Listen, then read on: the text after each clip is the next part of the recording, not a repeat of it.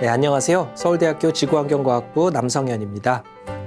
저희 지구환경과학은 우리 지구를 구성하고 있는 자연환경, 하늘, 땅, 바다, 이렇게 그 대기, 지질, 해양, 이런 지구 환경에 대해서 연구하고 교육하는 그런 학부인데요.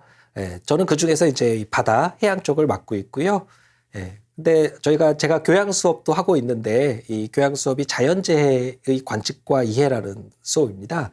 그 수업을 하는 이유는 우리 지구 환경을 만들고 있는 이런 자연 환경, 자연 현상이 어떤 때는 우리에게 큰 인명 피해, 재산 피해, 이런 피해를 주는데 우리가 이 자연의 특성을 알고 이것을 잘 활용하면 그런 피해를 줄일 수가 있기 때문에 이런 자연을 우리가 잘 연구하고 대비를 해서 자연재해, 천재지변이라고 하는 이런 것에서부터 피해를 줄이기 위한 이런 노력이 중요하기 때문입니다.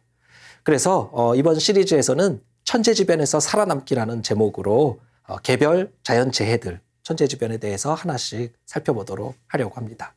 자, 첫 번째는 태풍인데요.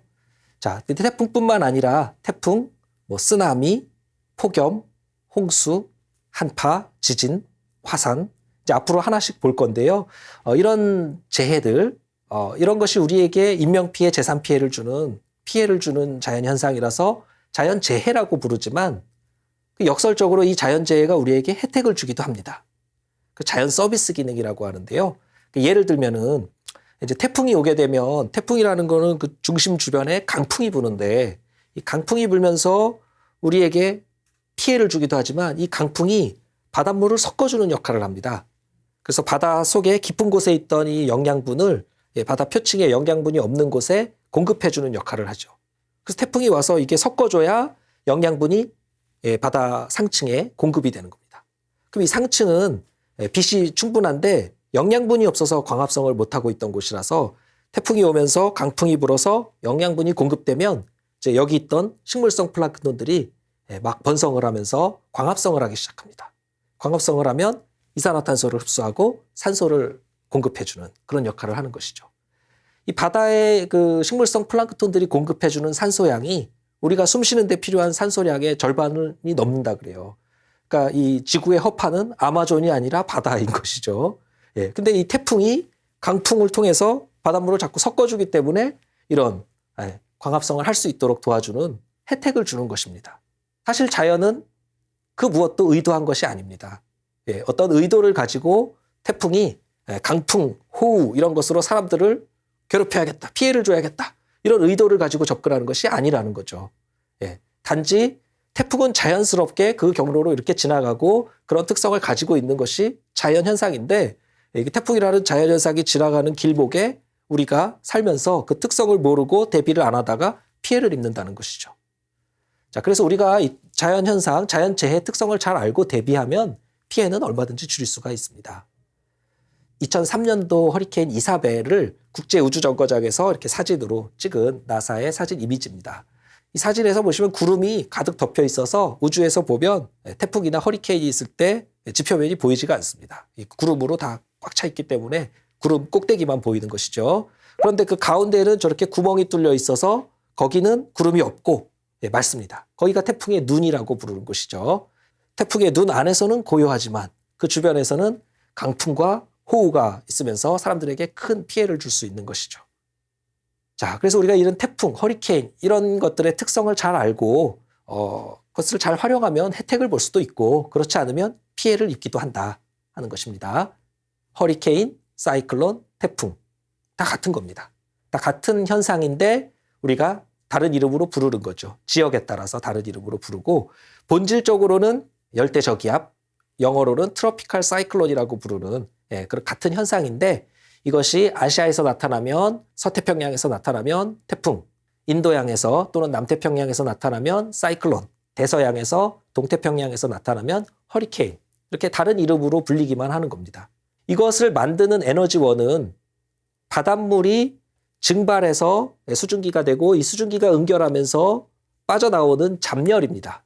수분열이라고도 하고 잡열이라고도 하는 이 그 열인데 이거는 상태가 변하면서 액체하고 기체 사이의 상태가 변하면서 열이 교환이 되는 부분이죠. 예, 그 잡열이 에너지원이기 때문에 바닷물이 온도가 높아야 돼요, 기본적으로.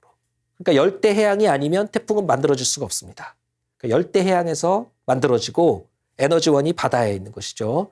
예, 고위도에서 만들어질 수 없고 육상에서 만들어질 수 없습니다. 차가운 바다 위를 지나거나 육상에 상륙하면 에너지를 잃고 급격하게 약해지는 것이죠. 자, 열대바다에서 태풍이 일단 만들어지면 열대바다는 무역풍이라는 동풍이 불기 때문에 동쪽에서 서쪽으로 다 밀려갑니다. 모든 것들이. 그러다가 이제 온대지방에 거의 다 와서 중위도에 오게 되면 중위도는 편서풍 때이기 때문에 반대로 서풍이 불고 동쪽으로 이동을 하게 됩니다. 그래서 고위도에 와서는 동쪽으로 선회해서 이렇게 가는 그런 경로를 기본적으로 보이게 됩니다. 서쪽으로 가면서 올라오다가 선회해서 다시 동쪽으로 가는 그런 경로를 보이는데 모든 태풍이 다 그런 일정한 경로만 보이느냐? 그렇진 않죠. 예. 각각의 태풍마다 구체적인 경로가 계속 달라지고 있고 그 강도도 계속해서 변합니다. 어떨 때는 바다로부터 에너지를 많이 얻어서 더 강해지기도 하고 어떤 때에는 에너지를 뺏기면서 다시 약해지기도 하는 것이죠. 이런 강도도 계속해서 변하고 경로도 계속해서 변하고 그렇기 때문에 각각 개별 태풍의 특성을 잘 알고 거기에 맞춰서 대비를 해야만 우리가 피해를 줄일 수 있다 하는 것이죠. 자, 그러면 태풍의 구조를 한번 보시면은요, 중심에서는 바람도 안 불고 비도 잘 안 오는 고요한 상태, 그게 바로 태풍의 눈. 거기는 맑습니다. 그런 태풍의 눈이 있고, 그렇지만 태풍의 눈에서 조금만 벗어나도 이제 강풍이 불면서 비가 많이 내리는 그런 피해를 입을 수가 있습니다. 그래서 태풍의 눈에서는 기압이 제일 낮고 위력이 강한 태풍일수록 이 기압이 많이 낮습니다. 그래서 기압이 많이 떨어질수록 강한 태풍, 위력이 강한 태풍이다. 이렇게 이해하시면 되고요. 위력이 강할수록 또 눈도 뚜렷합니다. 그래서 눈 주변에 이 구름벽이 강한 태풍일수록 뚜렷하게 나타납니다. 전체 크기는 중심에서부터 직경 200km 정도 되거나 이제 큰 경우에는 2000km까지 다양한 크기가 나타나는데 기본적으로 크기가 좀 크죠. 눈 주변에 중심에서는 정란운이라고 하는 아주 키가 큰 높은 두꺼운 구름이 만들어져서 구름벽이 만들어지고 이 나선 모양으로 말려 들어가는 그런 형태의 소용돌이 구조를 보이게 됩니다. 그래서 비구름 띠가 여러 개로 이렇게 나타나며 그 띠마다 각각 따뜻한 대기는 상승하고 차가운 대기는 하강하는 상승 하강하는 이 교대로 이런 대류 구조들이 나타나게 됩니다. 구름의 높이는 중심에 가까울수록 높은데 중심 부근에서는 10km, 20km 이런 높은 키가 아주 큰 그런 구름들이 나타나고 그래서 비도 많이 뿌리게 됩니다.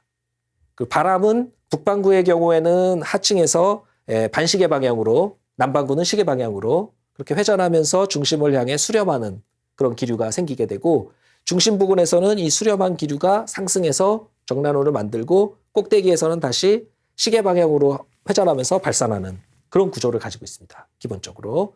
그리고 풍속은 중심 부근에 40km에서 100km 그 거리 이내에 그러니까 중심에서 가까운 그 부근에서 최대 풍속이 나타나고 아주 강풍이 나타나게 됩니다. 태풍이 진행할 때 이제 중위도에 오면은 편서풍 때니까 동쪽으로 이렇게 이동을 하는데 그렇게 하다 보면은 배경 바람하고 태풍이 동반하는 바람하고 서로 상승 효과를 일으키는 그런 부분이 오른쪽입니다. 그래서 오른쪽에서는 바람이 강하고 그래서 우리가 위험반원이다 이렇게 이야기합니다. 왜냐하면 바람이 세서 더 위험하니까 위험반원이라고 하고 반대로 왼쪽에서는 바람이 약해지면서 수증기가 정체되고 그러면서 비가 많이 오는 특성이 있습니다. 대체로 왼쪽은 가항반원이라고 하고 비가 많은 편이고 오른쪽은 위험반원이라고 하고 바람이 센 그런 구역이 되겠습니다. 자, 태풍을 우리가 이제 구분할 때는 중심 부근에 있는 그 최대 풍속을 기준으로 구분하는 경우가 많습니다. 그래서 최대 풍속이 초속 17m보다 넘느냐 넘지 않느냐를 가지고 초속 17m가 넘어가면 그때부터는 뭐 열대 저압부 이렇게 이제 이름을 붙이고 우리나라 같은 경우에는 초속 17m가 넘어가면 바로 태풍이라고 그냥 부릅니다. 그렇지만 세계 기상기구라든가 미국의 국립 허리케인 센터 이런 곳에서는 그것보다도 더 강할 때 초속 33m, 초속 34m 이상 될 때 그럴 때 이제 태풍이라고 구분을 하는데 이 초속 33m, 34m가 어느 정도 바람이냐면 달리는 트럭이 달리다가 그냥 전복되는 그 정도의 강풍입니다. 그러니까 굉장히 강한 바람이죠. 초속 33m, 34m. 그걸 넘어가면 세계기상기구에서도 이거는 태풍이다, 허리케인이다 이렇게 구분을 하고, 그것이 안 될 때는 좀 단계를 나눠서 다른 이름으로 부르는 것이죠. 다만 이제 우리나라하고 일본하고 우리 기상청하고 일본 기상청은 초속 17m를 넘어가면 다 태풍이라고 하고, 대신 태풍을 강도에 따라 몇 가지 등급으로 구분을 합니다. 우리나라 같은 경우는 태풍 등급을 4개로 나누고 있는데요. 이 약한 태풍을 없애고 초강력 등급을 새로 신설한 게 올해 2020년의 상황이고요. 그렇게 한 이유는 지구온난화 때문에 점점 더워지고 있고 바닷물의 수온도 자꾸 점점 증가하다 보니까 태풍으로 공급할 수 있는 에너지원이 점점 커지고 있는 거잖아요. 그러니까 이제 태풍도 더 강력한, 더 위력적인 태풍이 더 많아진다는 거죠. 실제로도 그렇게 나타나고 있고 앞으로 더 그렇게 될 것이 예상되기 때문에 이 초강력 등급이라는 걸 만들고 약한 태풍은 없앤 겁니다. 이렇게 4가지 등급으로 우리도 구분을 하고 있고요. 그래서 태풍이 얼마나 강한지를 가지고 이렇게 태풍을 나누기도 하지만, 또 하나 다른 종류는 크기에 따라서 얼마나 큰 태풍이냐 얼마나 작은 태풍이냐, 똑같은 경로로 지나가도 영향 범위가 달라지니까 큰 태풍은 넓은 영역에 다 영향을 주겠죠. 작은 태풍은 좁은 영역에만 영향을 줄 겁니다. 그래서 그 크기를 가지고 강도하고는 독립적으로 또 구분을 합니다. 초속 15m 되는 그 반경이 중심으로부터 얼마 정도 거리까지 초속 15m 이상의 강풍이 부는 거냐. 그래서 그 초속 15m가 되는 반경을 강풍 반경 이렇게 정의를 하고요. 이 강풍 반경 기준으로 강풍 반경이 300km보다 작다. 그러면 이거는 이제 소형 태풍. 강풍 반경이 300에서 500km다. 그럼 중형. 500에서 800km면 대형. 800km 이상 되면 초대형. 사실 올해부터는 이 크기에 따른 그런 분류 대신에 좀 더 정밀하게 강풍 반경이 몇 킬로고 폭풍 반경이 몇 킬로다. 이렇게 이제 그런 수치를 제공하는 것으로 변경을 했습니다.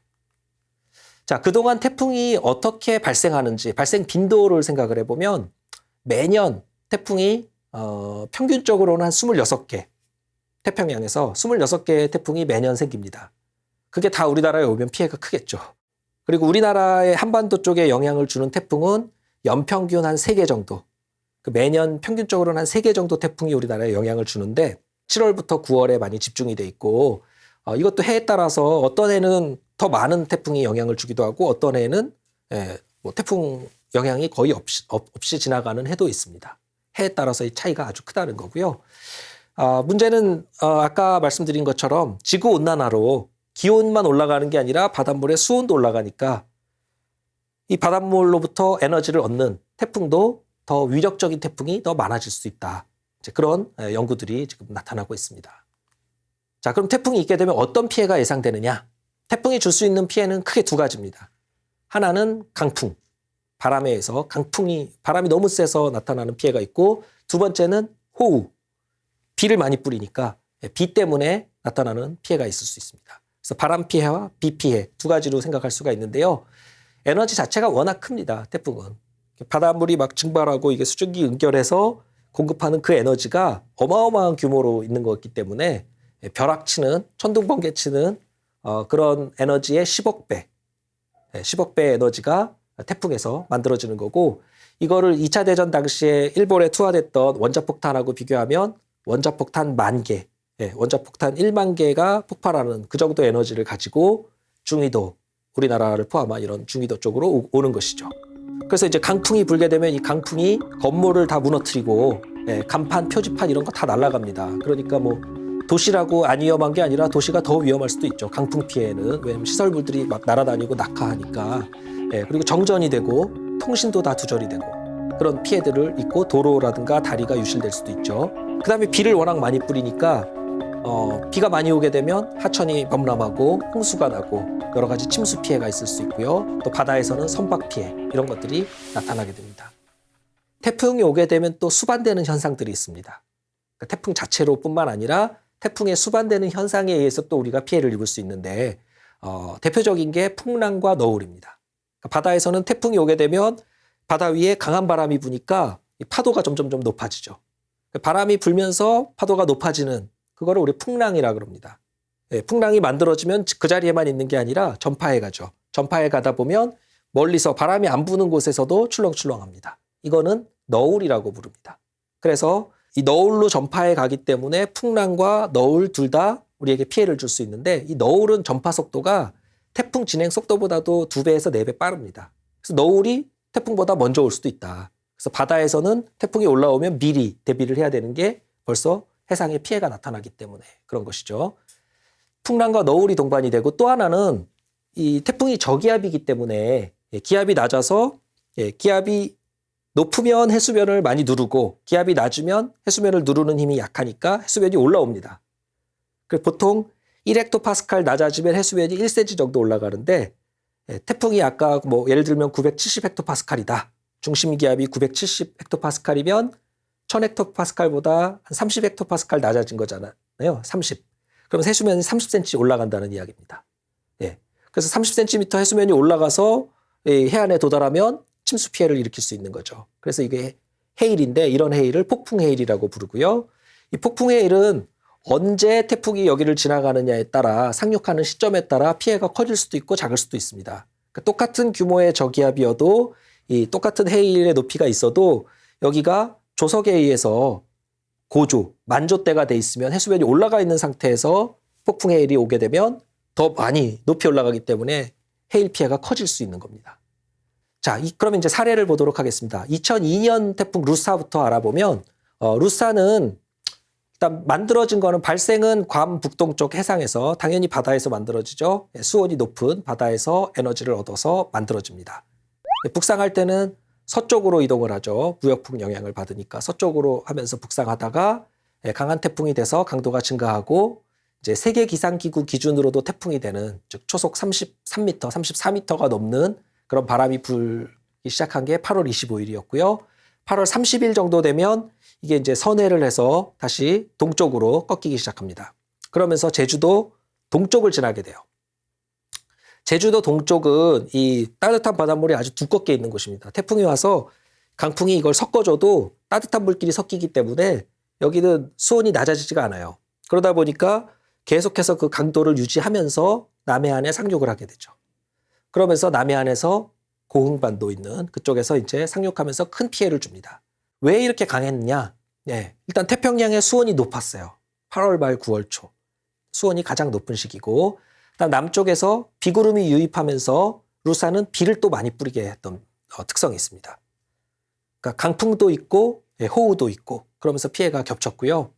북쪽에 있던 차가운 대기하고 이 남쪽에서 뜨거운 공기가 만나면서 여기 대기가 불안정해지고 그러면서 비를 많이 뿌리게 되고 여기에 강릉 같은 경우는 영동 지방은 태백산맥이라는 이 지형적인 효과까지 더해지게 됩니다. 이 지형 때문에 동풍이 불게 되면 상승기류가 나타나면서 상승기류가 나오면 구름이 많이 늘어지고 비를 많이 뿌리게 됩니다. 그런 효과까지 더해지면서 강릉 지방에 비를 많이 뿌리게 됐죠. 태풍이 내습했을 때 강수량 순위를 갖다가 기록 집계한 것을 보시면은 역대 태풍 중에서 가장 많은 1최대 강수량을 기록한 것이 2002년 태풍 루사였습니다. 루사 때는 강릉에 870mm의 비가 기록이 됐는데요. 1년에 내릴 비의 상당 부분이 그날 하루에 내렸다는 이야기입니다. 그래서 역대급의 비가 폭우가 돼서 쏟아졌고요. 그러면서 이제 호우 피해도 많이 나타났던 게 루사입니다. 루사는 강하기도 하고 그러니까 강풍도 불고 비도 많이 뿌렸기 때문에 강풍 피해, 호우 피해가 다 겹쳐서 나타났습니다. 그 루사가 있고 나서 바로 다음에 매미, 2003년에 매미가 또 2003년 9월에 9월 초입니다. 시기도 비슷하고요. 매미도 비슷하게 괌 북동쪽 해상에서 열대에서 만들어지고요. 열대폭풍, 또 강한 열대폭풍 거치면서 점점점 발달하고 강도가 증가하면서 결국 세계기상기구 기준으로 또 태풍이 됩니다. 그래서 태풍으로 발달을 하고 이 태풍이 돼서 서서히 동쪽으로 선회를 하기 시작하죠. 다시. 왜냐하면 편서풍 때에 진입하니까. 그래서 동쪽으로 선회하다가 수온이 높은 그 제주도 동부 거기는 따뜻한 물이 두껍게 있다 그랬는데요. 그래서 섞어줘도 계속 따뜻한 물인데 제주도 동부를 지나면서 그 강도를 유지하게 되고 그 상태로 남해안에 상륙을 해서 아주 큰 피해를 줍니다. 우리가 풍속을 10분 간격으로 측정할 때 최대가 되는 것은 최대 풍속, 1분 간격으로 측정할 때 최대인 것은 최대 순간 풍속이라고 구별을 합니다. 그래서 2003년 태풍 매미 때는 최대 풍속도 역대 최대였고 순간 풍속도 최대로 기록이 됐는데 최대 순간 풍속은 이제 60m/s 초속 60m라는 게 기록이 됐는데 사실 그 이상이었다고 우리가 생각을 하고 있는 것이 그 당시만 해도 풍속을 측정할 수 있는 풍속계가 최대로 기록할 수 있는 풍속이 초속 60m였습니다. 그러니까 맨 밑에 이게 이제 기록은 됐는데 그보다 더 강한 바람이 와도 60까지밖에 기록을 못하니까 초속 60이 된 거죠.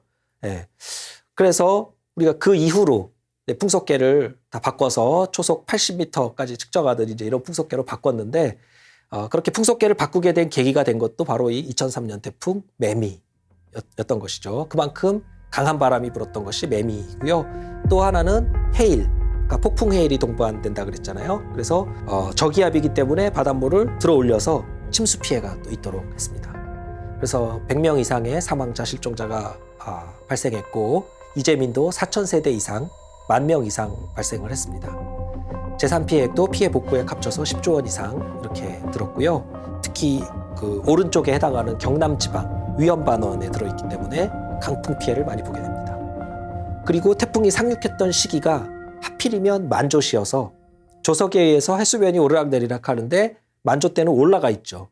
올라가 있는 상태에서 폭풍해일이 와서 이거 해수면을 더 들어 올리니까 2m가 넘는 이 해수면 상승이 있어서 범람하면서 내륙으로 다 들어와서 바닷물이 침수 피해를 많이 입게 됩니다.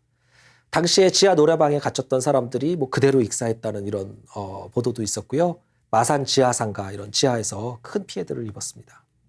또 산간지방에서는 폭우하고 겹쳐서 산사태가 발생했죠. 자, 그런 앞에 두 사례하고 매미하고 루사하고 매미하고는 달리 2018년 태풍 솔릭은 경로부터가 좀 다릅니다. 그 당시에 그 2018년 19호 태풍이 솔릭이고 20호 태풍이 시마론인데 솔릭하고 시마론이 서로 간섭을 합니다. 후지와라 효과라고 하는데 서로 간섭을 하면서 경로에 영향을 주게 됩니다. 그리고 이동도 영향을 받아서 솔릭은 해상에 있을 때 천천히 이동합니다. 천천히 이동하다 보면 바다로부터 에너지를 계속 얻으니까 점점 강해지는 거죠. 강도가 증가하고 점점 강해지니까 이거는 역대급 태풍이 될 거다. 이런 이제 우리가 예상을 했던 거고 이게 한반도 상륙할 때 아주 큰 피해를 입힐 것으로 역대급 피해가 생길 것이다. 이렇게 해서 많은 대비를 하게 됩니다. 그래서 휴업 뭐 이런 논란들이 많았고 결국 그 7천여 개 학교가 다 휴교를 합니다. 그리고 대비를 했는데 사실은 전남이라든가 제주 이런 곳에는 좀 피해가 있었지만 상륙 직전에 급격하게 약화됐기 때문에 수도권이라든가 이런 데서는 이게 태풍이 지나간 거냐? 역대급 태풍이 아니고 역대급 허풍이다. 또 뭐 기상청이 아니고 오보청, 구라청 이런 식으로 기상청에서 아주 곤혹을 치르게 됩니다. 일기예보가 아니고 일기예능이네 뭐 이러고 쏠릭이 아니라 쏠레발이네 뭐 이렇게 여러 가지 아주 패러디를 하면서 아주 기상청이 곤혹을 치르는데요. 사실 우리가 자연현상을 예측할 때 항상 어느 정도 불확실성을 가지고 예측하는 거기 때문에 정확한 예보하기는 참 어렵습니다. 우리가 태풍 경로 오차는 지난 한 20년 동안 많이 줄였어요. 그래서 경로 오차가 100km 정도 이내가 됩니다. 선진국 수준의 예보고 우리도 그렇게 하고 있고요.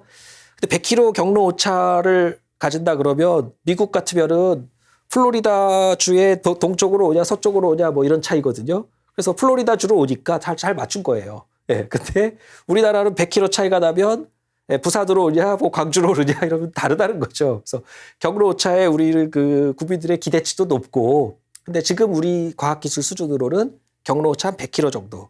그래서 과거보다는 많이 줄였습니다. 근데 아직도 강도 오차는 많이 못 줄이고 있는데요. 얼마나 강해질지 약해질지 이것은 우리가 아직 정확하게 좀 줄이긴 했지만 많이 줄이지는 못했어요. 그 이유 중에 하나는 이 바다, 그 밑에 있는 바다하고의 상호작용 이런 부분을 우리가 아직까지 완전히 잘 이해를 못하고 있습니다.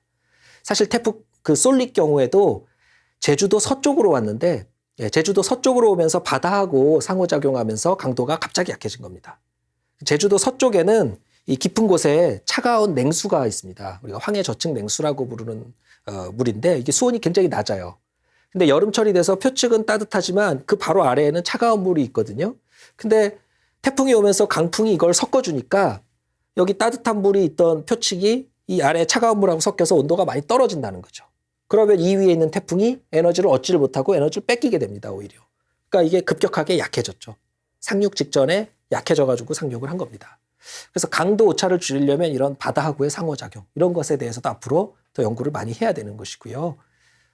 자, 자연재해를 이해하기 위한 5가지 기본 개념이 있는데요. 예, 이제 태풍 경우에 적용해서 이 태풍에 대해서 이 기본 개념을 적용해보고 마무리를 하도록 하겠습니다. 자, 첫 번째 개념은 자연재해는 과학적인 평가로 예측할 수 있다는 겁니다. 예, 언제 들이닥칠지 모른다, 이게 아니고 우리가 과학적으로 분석하고 언제 어떤 정도의 규모로 어떤 피해를 줄지 어느 정도는 예측할 수가 있다는 거고요.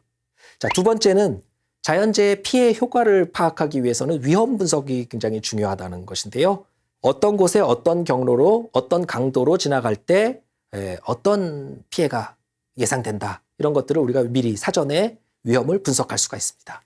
자, 세 번째는 자연재해하고 물리적인 환경이 밀접한 관련이 있고 또 서로 다른 재해들 사이에 밀접한 관련이 있다는 겁니다.